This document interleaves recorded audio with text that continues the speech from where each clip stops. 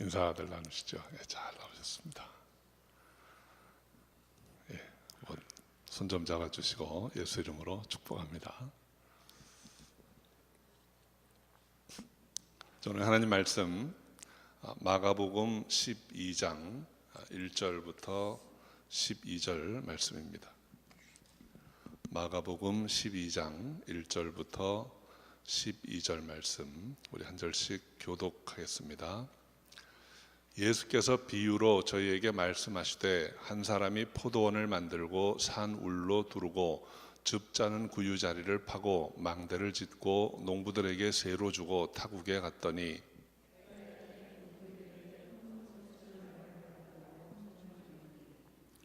저희가 종을 잡아 심히 때리고 거저 보내었거늘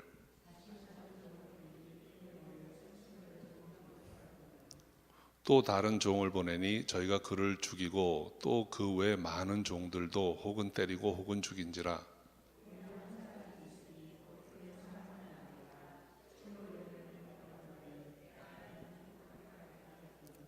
저 농부들이 서로 말하되 이는 상속자니 자 죽이자. 그러면 그 유업이 우리 것이 되리라 하고 포도원 주인이 어떻게 하겠느냐 와서 그 농부들을 진멸하고 포도원을 다른 사람들에게 주리라.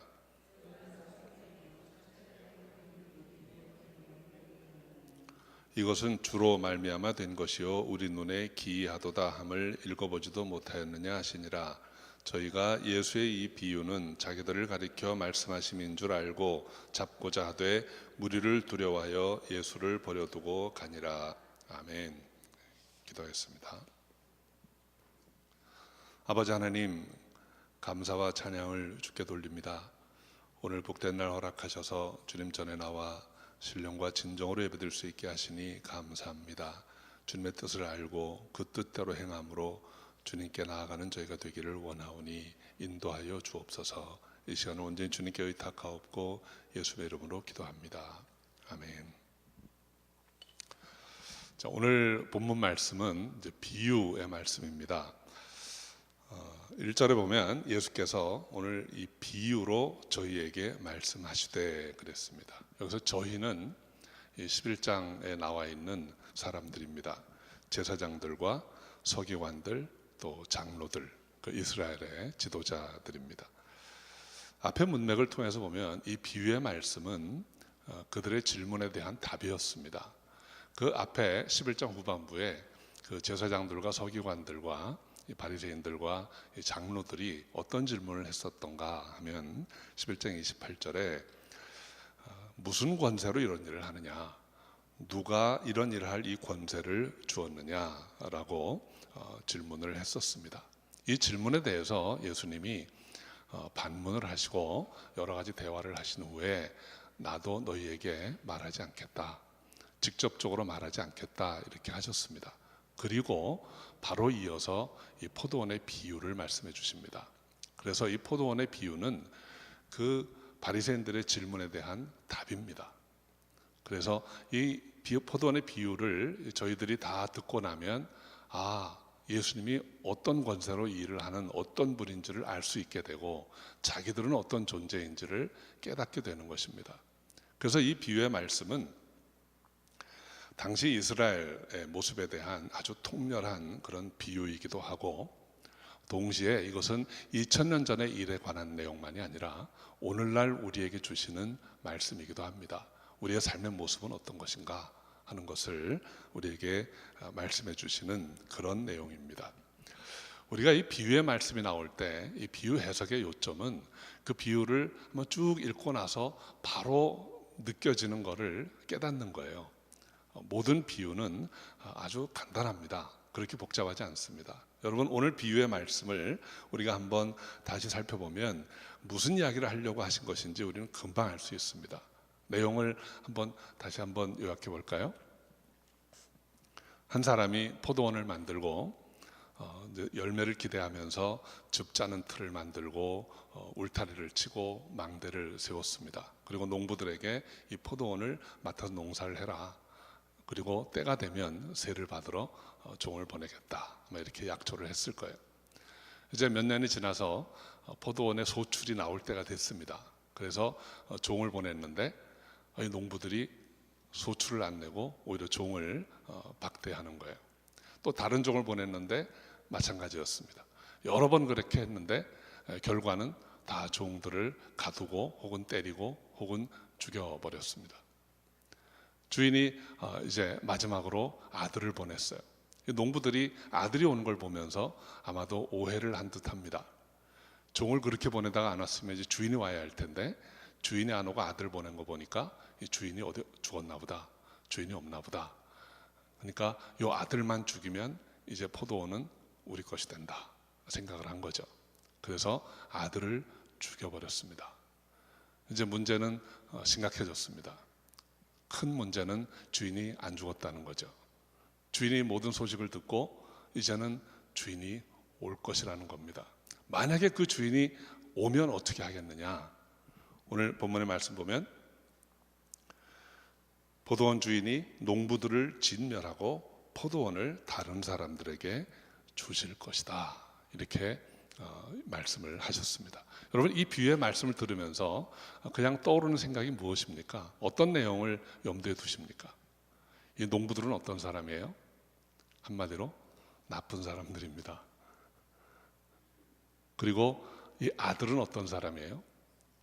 아버지에게서 전권을 위임받아가지고 아버지 일을 하러 온 사람입니다. 그런데 농부들이 잘못 생각해서 이 아들을 죽였다는 거예요. 그래서 저 농부들은, 악한 농부들은 벌을 받겠구나. 이것이 이 비유에서 전하고자 하는 말씀입니다.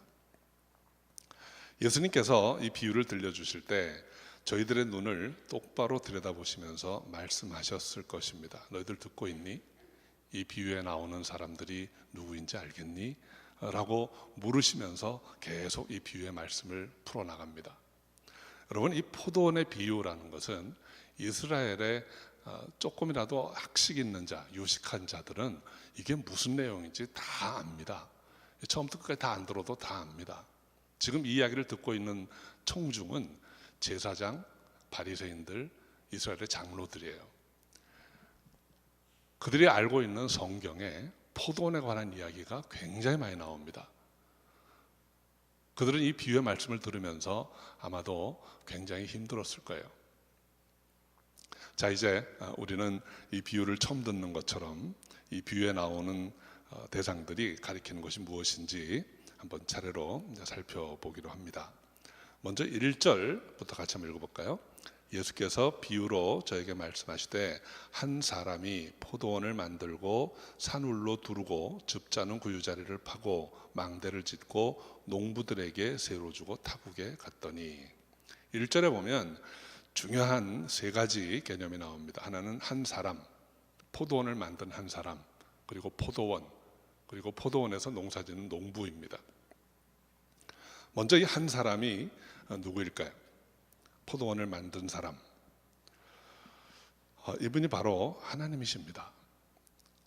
이스라엘의 선지자들은 이 포도원에 관한 이야기를 참 여러 번 했습니다. 여러분, 한 사람이 포도원을 만들고 즙자는 구유자리를 팠다라는 것은 이 포도원에 농사를 지으면 열매가 나올 것을 기대하시는 거예요. 여러분, 포도원을 취미로 만드는 사람은 없습니다. 굉장히 고된 일입니다. 이 포도원을 만들어 놓았으면 이제는 농사지어서 포도 열매가 맺기를 기대하는 게 당연한 일입니다. 망대를 짓고 울타리를 쳤습니다. 도적이나 짐승이 와서 열매를 가져가는 것을 다 방비하겠다라는 것이죠. 우리 하나님은 포도원을 이렇게 지었습니다. 이 하나님과 이 포도원에 관한 내용을 이스라엘 선지서들은 여러 번 반복해서 말씀합니다. 호세아 10장 1절에 보면 이스라엘은 열매 맺는 무성한 포도나무라. 또 이사야서 5장 1절 2절에 보면 나의 사랑하는 자에게 포도원이 있으며, 여기서 나의 사랑하는 자라는 말은 하나님을 가리키는 말이죠. 심히 기름진 사내로다 땅을 파서 돌을 제하고 극상품 포도나무를 심었었도다. 그 중에 망대를 세웠고 그 안에 술틀을 팠었도다. 좋은 포도 맺기를 바랐더니 덜 포도를 맺혔도다. 그리고 이사야서 5장 7절에 보면 만군의 여호와의 포도원은 이스라엘 족속이요 그의 기뻐하시는 나무는 유다 사람이라 이렇게 말하고 있습니다. 이 포도원은 이스라엘을 가리킵니다. 하나님은 이스라엘이란 나라를 포도원이라고 지금 비유하고 계세요.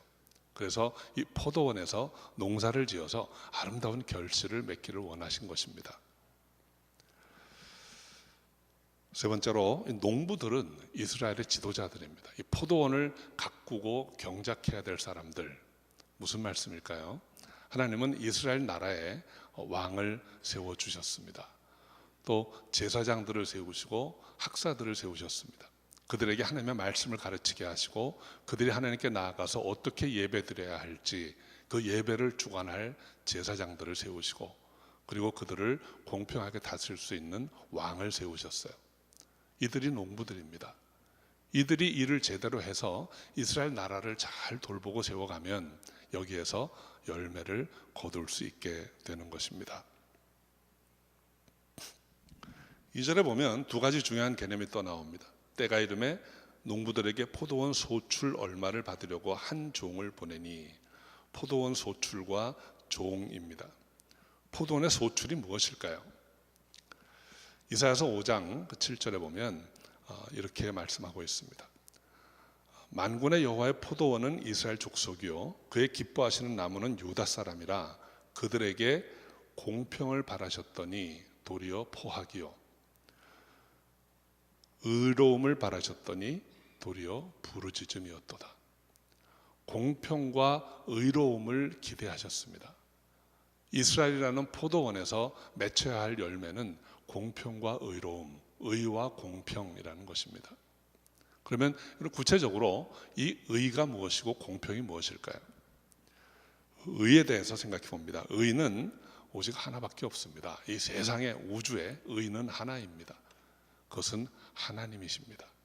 하나님만이 홀로 의로우신 분이세요. 그런데 이 땅에서 맺혀져야 할 의의 열매라는 건 무엇일까요? 그것은 하나님의 의가 이 땅에서 구현되어야 되는 것입니다. 하나님의 의가 우리의 삶에 구현되려면 우리가 하나님을 믿어야 합니다. 믿음으로 하나님의 의를 덧입게 되고 그래서 믿음으로 의로운 자가 되어서 심판날에 멸망치 않고 영생을 얻게 되는 것, 이게 의의 열매. 또 의의 열매는 그 하나님의 의가 구원받은 우리를 통해서 세상에 펼쳐져야 합니다. 그래서 우리의 삶이 의로운 삶이 돼야 돼요. 거룩하고 경건한 삶이 돼야 합니다. 그리고 가난한 자들, 억눌린 자들 세워주고 그들에게도 하나님의 의를 맛볼 수 있도록 증인이 되어서 섬기는 것, 이것이 의의 열매입니다. 공평이라는 것은 무엇일까요? 그것은 지도자들의 덕목입니다. 지금 이 왕과 제사장들과 선지자들에게 공평이 없다 그랬습니다. 그 이사야는 공평이 있어야 할 곳에 포악이 있다 그랬어요. 이사야서 앞부분에 보면 그 이스라엘이 당시에 어땠는가를 설명을 해줍니다. 지도자들이, 힘 있는 자들이 전토에 전토를 연하여서 자기 것으로 만들고 가옥에 가옥을 합쳐서 자기 것으로 만들고 힘없는 자들을 수탈하고 그들을 유린하고 이런 일들이 이스라엘에 있었다는 것입니다. 그리고 이러한 일은 예수님이 오신 이때에도 똑같았습니다. 공평함이 없었다는 거예요. 정의를 가지고 다스려야 할 그 공평함이 사라졌다는 것입니다. 하나님이 기대하시는 이 포도원의 열매, 이스라엘에서 하나님을 보시려고 했던 것은 바로 이 의와 공평의 열매였습니다. 그런데 이러한 것을 보지 못했다라는 것입니다. 다섯 번째 개념은 종입니다. 그래서 주인이 이 포도원에 종을 보냈습니다. 이러한 소출이 있는가, 의와 공평의 열매가 있는가 하는 것을 보라고 보내셨습니다. 그런데 와서 보니까 없었습니다. 바로 이 종은 이스라엘 역사에서 하나님이 끊임없이 이스라엘에 보내셨던 선지자들입니다. 선지자들이 와서 하나님의 뜻대로 이스라엘이 살아가고 그들의 삶에서 의와 공평이 있는가? 없었습니다. 그 선지자들이 그들에게 말씀을 전했습니다. 하나님의 뜻대로 의와 공평이 있어야 할 터인데 포악과 부르짖음만 있으니 이게 어찌 된 일이냐 라고 선지자들이 힐문했습니다. 그리고 하나님의 뜻대로 살지 않는 이스라엘을 꾸짖었습니다. 이스라엘의 지도자들은 이 이야기가 듣고 싶지 않았어요. 들을 때마다 불편했어요. 그래서 선지자들을 때리고 옥에 가두고 혹은 죽이기도 했습니다. 오늘 비유 말씀 보면 한두 번이 아닙니다. 종을 보내고 또 다른 종을 보내고 또 여럿을 보냈는데 번번이 그들이 거절하고 그들을 죽여버렸던 것입니다. 그래서 마지막으로 주인이 아들을 보냈다 했습니다. 여기서 아들은 바로 하나님의 독생자 예수 그리스도입니다. 히브리서 1장 1절부터 3절 사이에 보면 이런 말씀이 나옵니다. 옛날부터 여러 부분과 여러 모양으로 우리에게 말씀하셨던 하나님께서 이 모든 날 마지막에 아들로 우리에게 말씀하시니라. 이 모든 날 마지막에 최종적이고 가장 유효한 하나님의 말씀이 아들을 통해서 선포되었다는 것입니다. 그런데 이 이스라엘의 지도자들이 그 아들의 말도 경홀히 여기고 경홀히 여길 뿐 아니라 반대하고 그 아들을 죽여 없애면 이 모든 것이 자기들의 것이 될 줄로 생각을 했다는 것입니다.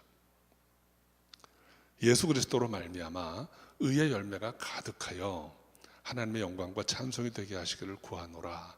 이 말씀은 빌립보서 1장 11절 말씀입니다. 예수 그리스도께서 우리 가운데 계시면서 의의 열매를 보기를 원하셨다는 것입니다. 그런데 이조차 무시하고 그 아들을 죽여 포도원 밖으로 내던졌다라는 것이죠. 그들이 왜 그렇게 했을까요? 7절 말씀 같이 읽어봅니다. 저 농부들이 서로 말하되 이는 상속자니 자 죽이자. 그러면 그 유업이 우리 것이 되리라. 그 유업이 우리 것이 되리라. 여기서 유업은 결국 포도원, 포도 농사를 통해서 얻게 되는 유익입니다. 여러분, 하나님이 약속하신 유업은 무엇이었을까요? 하나님이 주시고자 했던 것, 하나님이 우리의 삶 가운데 보시고자 했던 것, 그 의와 공평을 통해서 우리에게 주시고자 했던 것은 은혜와 평강입니다. 하나님의 은혜로 우리에게 영원한 생명을 주시고 우리가 이 땅 사는 동안부터 하나님 나라 갈 때까지 마음의 평안을 누리게 해주시겠다라는 거죠. 그 은혜와 평강을 주기 원하셨는데 이 포도원의 농사꾼들, 이 농부들은 다른 유업을 생각하고 있습니다. 그들은 포도원을 생각하고 포도원에서 얻어지는 이 눈에 보이는 이 물질적인 이익만을 생각했던 것입니다. 그 유대의 지도자들에게 그들이 바라던 가장 선한 것, 그들이 원하는 게 무엇이었을까요? 주인은 그냥 먼 데 있고 이 포도원에 간섭 안 하고 포도원 자기들이 농사져서 자기들 원하는 거 다 가지고 그냥 주인은 상관없이 살아가는 것. 더 제일 좋은 것은 주인이 아예 끊어져 버리는 것.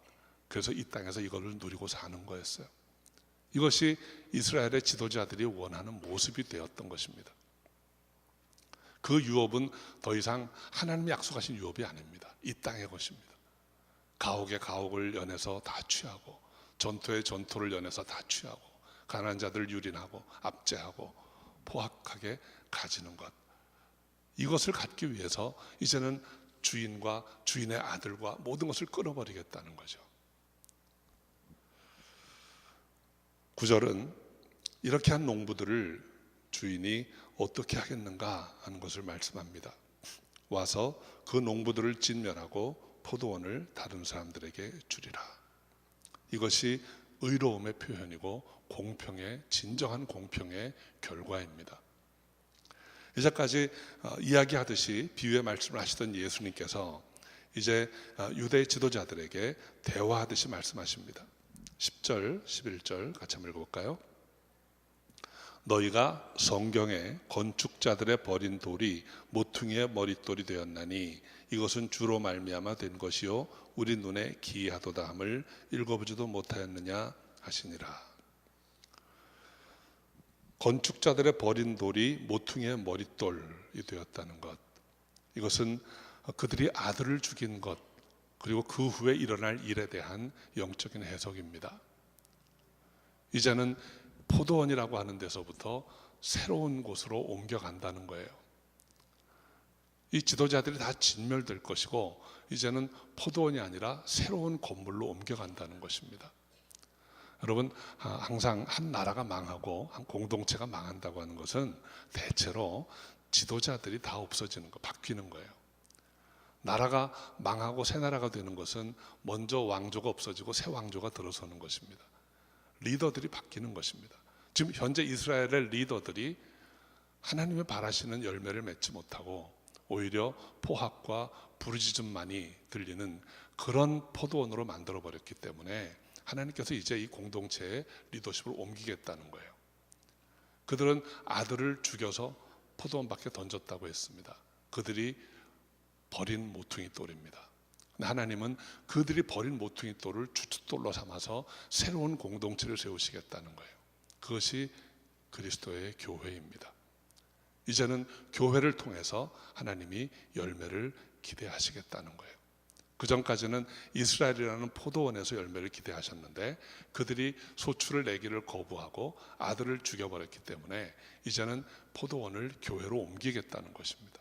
그리고 그 교회는 아들을 머릿돌로 해서 다시 세워질 것이다 라는 것을 말씀하고 있는 것입니다. 여기까지 말씀을 하시고 나서 이제 바리새인들의 반응을 적고 있습니다. 12절 함께 읽어보죠. 저희가 예수의 이 비유는 자기들을 가리켜 말씀하심인 줄 알고 잡고자 하되 무리를 두려워하여 예수를 버려두고 가니라. 꼭 유식한 이스라엘의 지도자들만이 아니라 정상적인 사람이라면 다 알아듣습니다. 이 비유의 말씀이 누구를 이야기하는 것이고 이것이 무엇을 의미하는 것인지 깨닫기 그렇게 어려운 말이 아닙니다. 이 비유 말씀대로 하면 저희는 포도원의 농부들입니다. 그래서 저희는 이 비유의 말씀을 들은 1차적인 청중입니다. 유대의 왕과 제사장들과 바리새인들, 장로들입니다.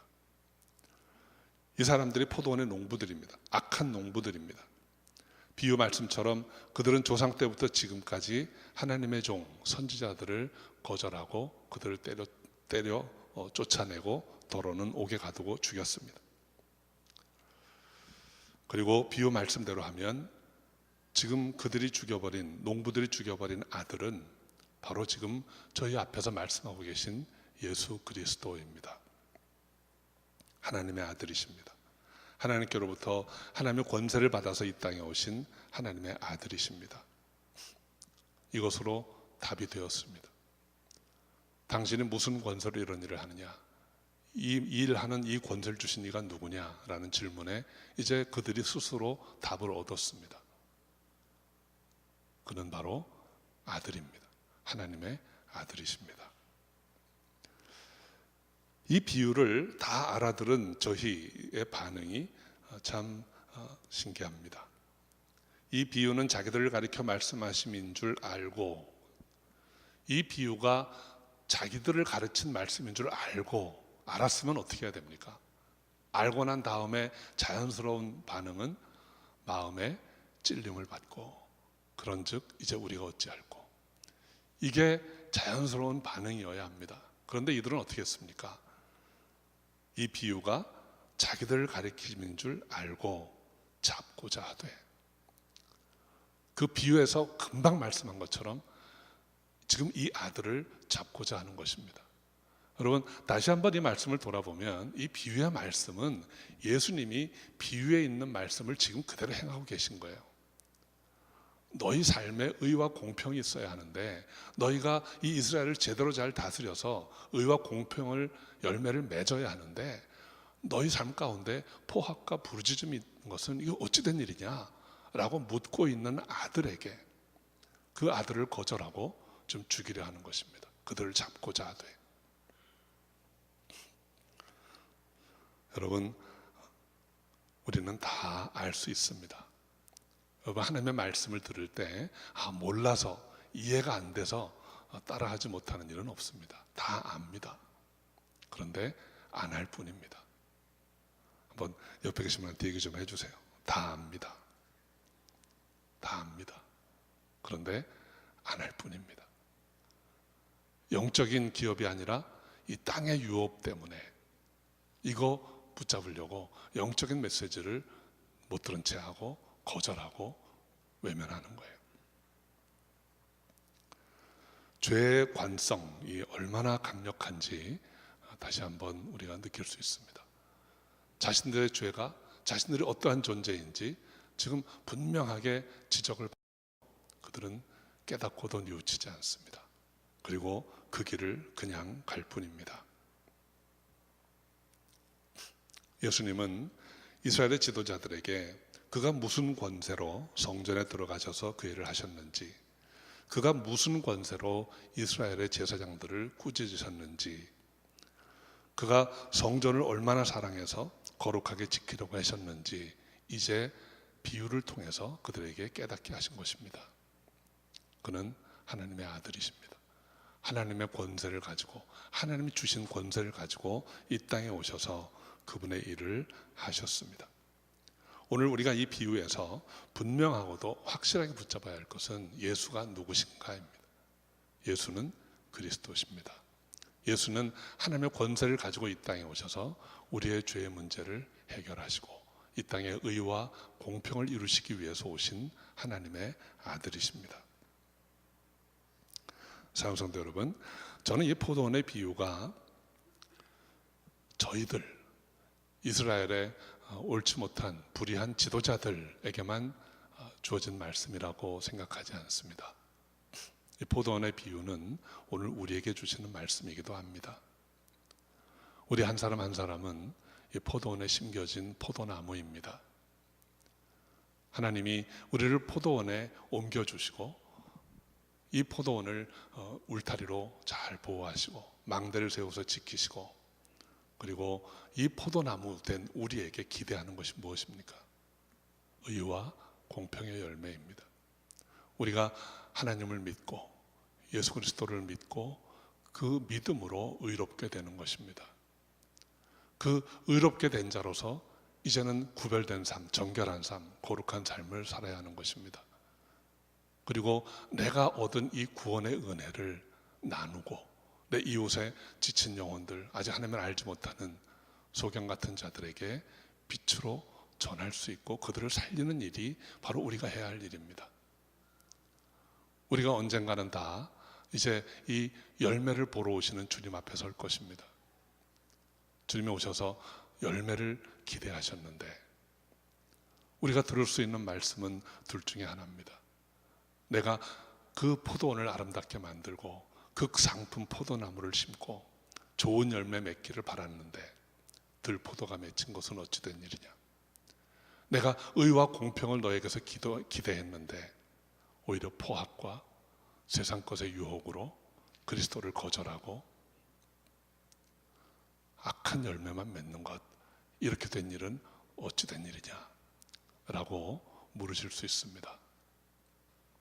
저는 우리 중에 한 사람도 주님께 그런 말씀을 듣는 자가 없기를 바랍니다. 오히려 의와 공평의 열매를 주님 앞에 올려드릴 때 잘했다, 충성된 종아, 칭찬 듣고 주님과 함께 영원히 평안과 기쁨을 누릴 수 있는 저 여러분 되시길 바랍니다. 이 포도원의 비유를 통해서 예수는 과연 누구신가 다시 한번 우리 마음에 새기는 시간 되기를 바랍니다. 그는 하나님의 독생자이십니다. 우리에게 영원한 생명을 주시고 이 땅에 의와 공평을 이루시기 위해 오신 하나님의 아들이세요. 우리는 누구입니까? 우리가 바로 포도나무입니다. 그래서 주님 다시 오시는 그날에 의의 열매를, 공평의 열매를 드릴 수 있는 저 여러분 다 되시기를 주의 이름으로 축원합니다. 기도하겠습니다.